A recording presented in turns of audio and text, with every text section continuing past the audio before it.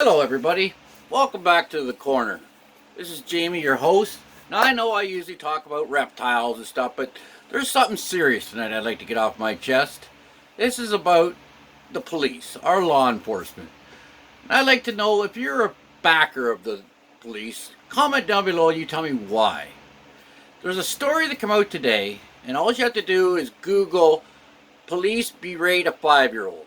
And what this story is about, there's this little 5-year-old boy had left school, he was walking down the street, he's 5 years old, he's upset, he wanted to go home, he didn't want to be at school.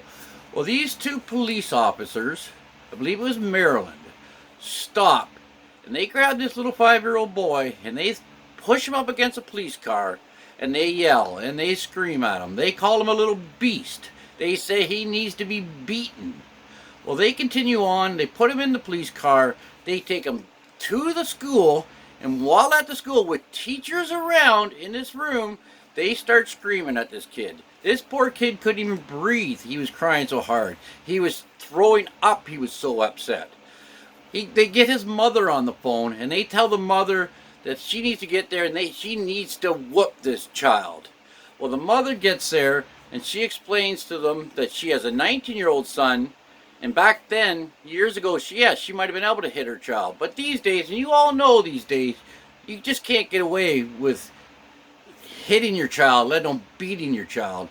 Well, what these officers say to this mother is, we will turn our back while you beat this child. Just do not leave cigarette burns on them where there'll be people who can see scars.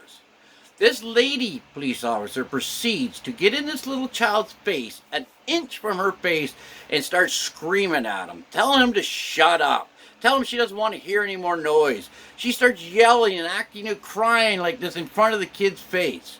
She turns to the mother again and says, we will turn around, we want you to beat this child. He is nothing more than a beast. Then, if you don't think that's worse, and what I'm saying is nothing compared to what they actually did to this child, I want you to Google the story, I want you to watch the story yourself. But after all this yelling and beating, they actually took this 5-year-old child and put him in handcuffs and told him this is what he's going to be doing when he turns 18. He'll be in these cuffs all the time. Now, I'm sorry I know it's about the reptile corner, but I'm just getting sick and tired of these police officers and their qualified immunity. And if you don't know what qualified immunity is, look that up too. These police can do whatever they want, murder, whatever. You can't do nothing to them, and you can take them to court and you can civilly sue them. But it's not the officers that pay. It's not the police stations that pay. It's the city, us, the taxpayers, that have to pay all this money out. Look what happened to George Floyd. His family just got $27 million for the police killing him. Now guess who pays for the money? Us, the taxpayers. So again, I want you to look this story up, and afterwards comment below in the comments and tell me what you think about this. And if you are one of these thin blue line or you back the blue, explain to me why, and I will listen. I'll have a fair conversation with you, but please let me know. And again, I just had to talk about this, had to get off my chest. I get so sick and tired of tyranny.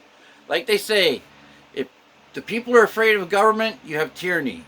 If the government are afraid of the people, you have liberty. Thank you very much. And again, next time we're back, I'll get back with my reptiles. And like I said in the previous video, there's a surprise coming. Peace, everybody.